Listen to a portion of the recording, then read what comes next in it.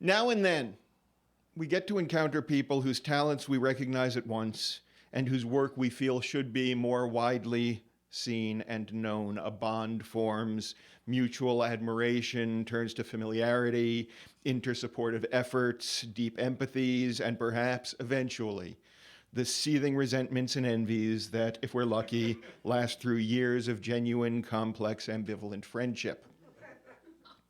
The first person to sign on for Active Voice Productions' weekly writers' workshop in Koreatown, which I lead every Saturday morning from 10 to noon. You can go to activevoiceproductions.com/workshop to learn more. Our next showcased writer dedicates such care into crafting such beautiful work that I find myself constantly awed at the Herculean efforts towards self-sabotage it must take for him not to be vastly wealthy and well rewarded for his wit and his words. He is a friend and a delightful human. Please welcome to the stage, reading from his new book in progress, Time and Tides and Terry, one of my favorite humans on the planet, Parker Bennett.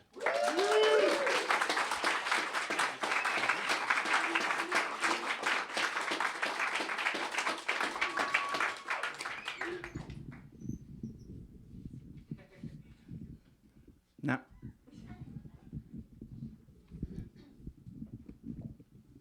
Yep. First off, I want to thank everyone for coming out tonight. It really means a lot to all of us, and it's great to have your support. Thank you very much. And of course, I want to thank Dylan.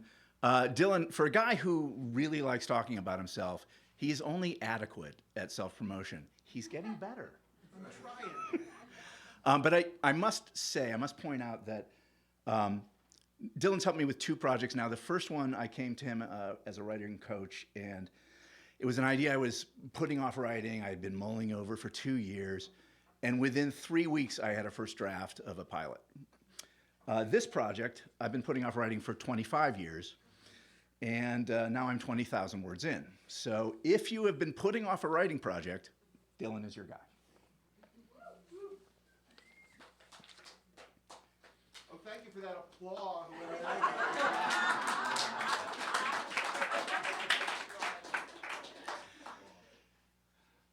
I failed my screenwriting class at the University of Wisconsin-Madison. That's what goaded me, I think, into going after screenwriting seriously. Eventually getting movies produced with my name on them, mine and Terry's. I wanted to prove that teacher wrong. They were bad movies, but you can't have everything. My own mother came up to me after the premiere of Super Mario Brothers and said it was the worst movie she'd ever seen in her life. No argument from me, though I now tell people that the mushroom motif is there as a suggestion for how best to experience the movie. I can't really blame my teacher for failing me or the bad movies. I barely showed up in class. At that time, 1982, I had started a college humor magazine, and it was taking up all my time. I had also found a worthy co-conspirator in Terry. Terrence Dean Runte. He added the accent mark to keep people from saying runty. Runte. Part James Cagney, part James Dean. Terry was sharp-featured and confident. He strode in late to the organizational meeting I held at the student newspaper office, slipped off his leather jacket, and smoothed out his long, dark hair. I pushed my glasses up, ran fingers through floppy red hair. An unfortunate 80s moose phase would come later. The post-fatherhood complete loss of hair would be quite a few years after that. He was short, 5'7", with an extra inch from the biker boots. I straightened my shoulders to stand taller. His dark eyes darted around, a quick smile for Maggie, our jock-loving sports editor. Later, they would have sex in the darkroom. Terry had ridden in from Milwaukee with his friend John Pintar. The biker jackets went with actual bikes. But from the city of Harley-Davidson, they rode classic British motorbikes, Triumph and BSA. Clearly, these guys were rebels. Terry looked at the logo I was showing off. He sounded dubious. Bite magazine? Bite, yeah, like biting satire. Bite the hand, you know. Bite me, he suggested. Reflexively, I flipped the vellum back over the artwork and stowed it. I like it, he decided. I smiled. No need to be discouraging. The guy might have a knife. There were other talented contributors at Bite, but none as prolific as Terry or as funny. As he and I worked to fill the bulk of the 64 pages, I was motivated by a secret goal, keeping up with him, trying to make Terry laugh. I held back my impulse to edit when we collaborated, trying to be cool. Terry was never content to just go over the line. He wanted to stomp out all traces of it. Working late, my clock was shifting to Terry time. He liked to get up at the crack of noon. I honestly thought he coined the phrase. Then start after dinner, writing until the early morning. I felt tranquil as I wandered out of the office onto a deserted State Street mall at 4 in the morning. The cold air was bracing as it rustled the multicolored flyers that were stapled atop each other on the well-lit kiosks.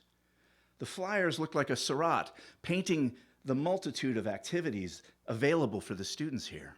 The normal ones, the other students, the ones on a normal schedule. We inhabited a different world. As I stayed up later and later, I skipped more and more classes. I got good at making up excuses, but I was starting to lose interest in even that. Wait a minute, I said to Terry as I closed up the office. What are you doing about classes? Oh, I'm down to just the one. That's all I need, though, to keep running the Film Society, he explained. Also, I'm out of financial aid. I nodded, but kept my own dire finances a secret. A lifetime of my mother worrying about appearances on Chicago's North Shore had rubbed off, and I was benefiting from all the privilege I still radiated coming from that suburban Valhalla. Illusion fields, where Jaguars slept in 3-car garages, where my high school had its own TV station. By this time, however, the wheels had come clean off. We were ordinary people. My bipolar father had used my low-interest student loan to pay down credit cards and creditors. I would later have to pay it off. I want to learn filmmaking, Terry continued, but the guy running the department is only interested in experimental films, avant-garde. It's all about filming fruit hanging on strings. I get the feeling he's working something out. You're lucky, I said. I'm majoring in comm arts and I can't get into a single filmmaking class. Registration here is the worst. Yeah? You have to race all over campus to sign up, a different building for each class. The more senior students get to go first, so by the time you finally get there, any class you really want is already filmed, I complained. That is incredibly unfair. I've seen you run. Thanks. Maybe it's just the school's way of keeping the athletes interested in class, Terry mused.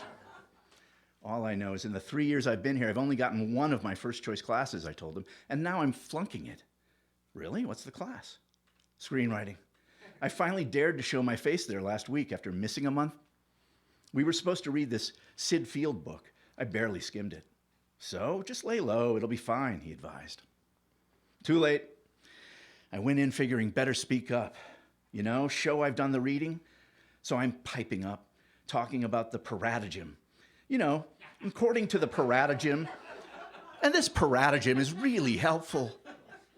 Finally, the teacher sighs. Paradigm. It's pronounced paradigm. Terry smiled. As in, you are a paradigm of idiocy. Thanks. Maybe get to the paratagem more. You can get into the classes you want.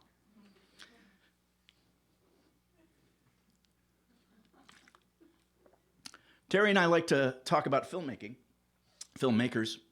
Polanski and Kubrick, his. Lubitsch and Wilder, mine. Coppola, Scorsese, Hawks. He and his friend Pintar had been running the Student Screening Society, and they shared my appreciation of classic movies, harder to come by in those days, before affordable home video. I wasn't a film snob, though. Star Wars was still my favorite movie, I confessed. That answer had earned a grunt of disdain from my screenwriting professor, and I'm pretty sure clinched the F. It's not bad, conceded Terry. The second one's better. It was life-changing. It was embedded in my psyche. I said none of this out loud. I mean, sure, it's not my favorite film, I clarified. Hard to argue with Chinatown, but it's my favorite movie. I launched into the story. I didn't see it when it first came out. The whole summer went by and then the fall, and I still hadn't seen it. My friends had all gone multiple times, but my parents would never drive me. You couldn't drive? Terry scoffed. I flunked my test the first time, I admitted. We had a Buick Electra 225. It was longer than a station wagon. At the very end, the examiner points to what I thought was a parking space, so I pull straight in. Then he tells me to do a 3-point turn. I got to 33 before I finally gave up and drove over the curb. Terry nodded.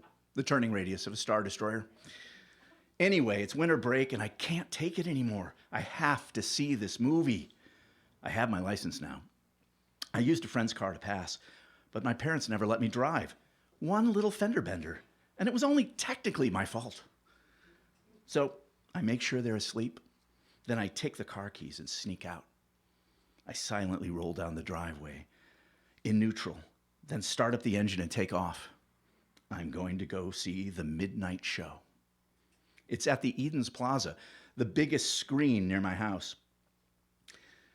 But I have to get on the expressway to get there. I'm nervous. I hate merging. I'm starting to have second thoughts. I think I'm still on the insurance, but I'm not 100% sure. So I get on and I stay to the right going like 40 miles an hour. Other cars are honking at me. I get there late and it's sold out. I can't believe it. The movie's been out for 7 months. This theater is huge. I beg the guy, come on, there must be one ticket. He pauses, then he sighs. You're gonna be in front. That's okay, I like sitting close. I'm pulling out cash. I mean the front row. Oh, no, I'm not sure, but I've come this far. Okay, I don't know. I haven't seen it yet. It's my first time. You haven't seen it yet? Maybe I should wait. Get in there, he shouts. And he shoves a ticket in my hand and waves me on. He doesn't even take my money. The trailers are ending. I stumble down the aisle, scanning for a seat. Lots of people are in costume. It's packed. There's nothing. Even the front row looks completely filled. Then I see it. There's one single seat at the very front, in the very front row at the very far right. I rush down to grab it. Then I look up. The screen is enormous. It's like a giant trapezoid. Fuck. Then it all goes black and there's a hush. The logo explodes on the 100-foot screen and there's the John Williams theme and it's the loudest thing I've ever heard. I'm right in front of the speaker. And it's amazing. It's the very first seat at the very far right. And I'm on the edge of it for 2.5 hours. Finally, the credits roll, and I sit there stunned, staying through to the end. Everyone does. Then we all get up and walk outside. It's 3 a.m, and it's snowing. I smiled, thinking back. You know how things look when you walk out of a movie, how everything looks hyper real? The snow looked like that. Nobody got in their car. Everyone got into their X-Wing fighter.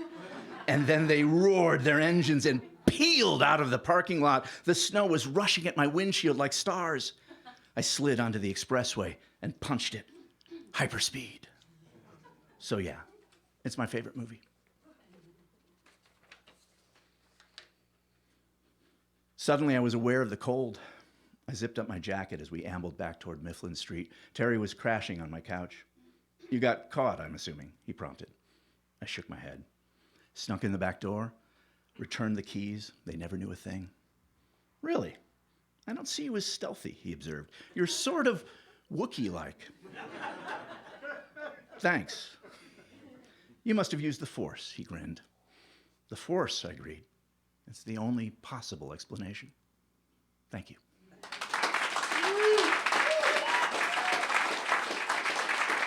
Beautifully done.